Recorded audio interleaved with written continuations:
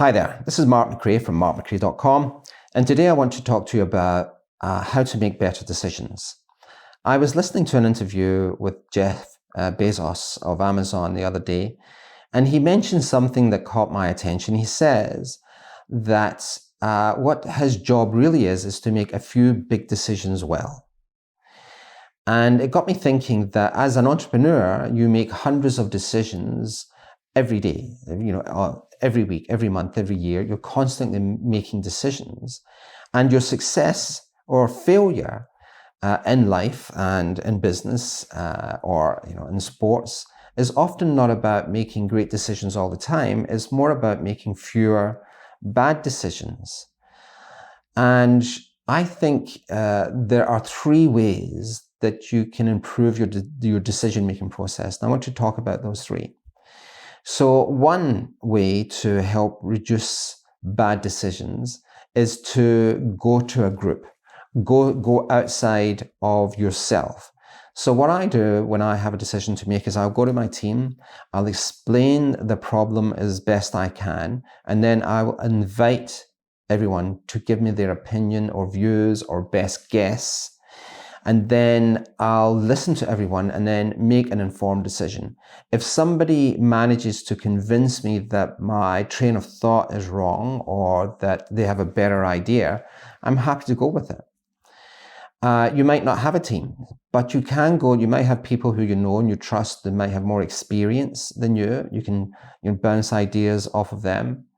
What I will sometimes do if I don't get what I'm looking for from my team, I'll go to other business owners, other people who I know and trust, and specifically someone who has had a similar problem.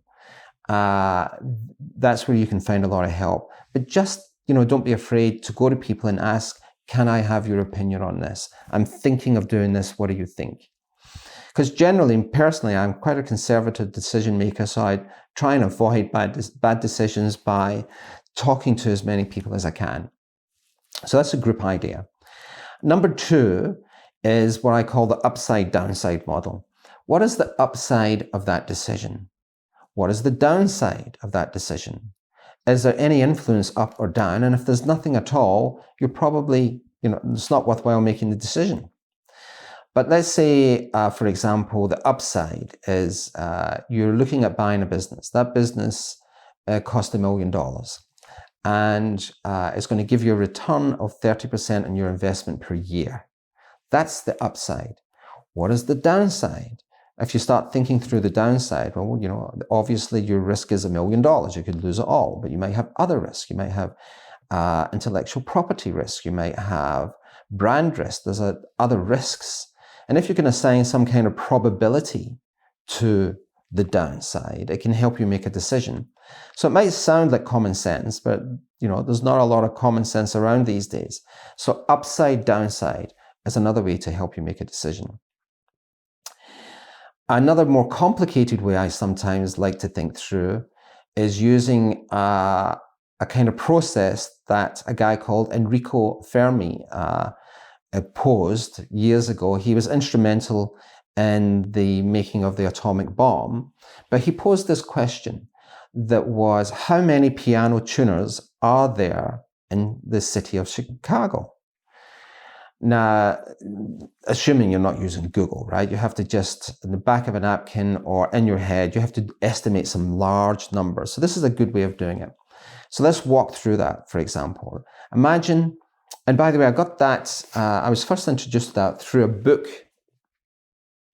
It's called Super Forecasting: The Art and Science of Prediction by Philip Tetlock and Dan Gardner. Very good book for decision making, learning about decision making, and making better judgment calls.